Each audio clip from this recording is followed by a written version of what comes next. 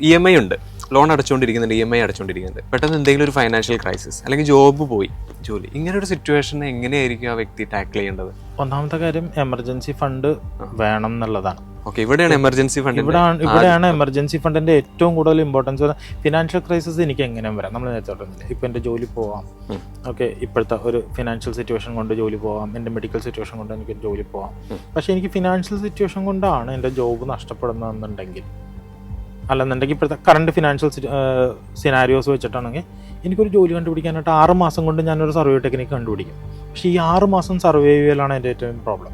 ഈ 6 മാസം എനിക്ക് സർവേ ചെയ്യാൻ പറ്റിയില്ലെങ്കിൽ എൻ്റെ ക്രെഡിറ്റ് സ്കോർ മുതൽ എൻ്റെ ക്രെഡിറ്റ് വാല്യൂ എല്ലാത്തിനും എഫക്റ്റ് ചെയ്യും.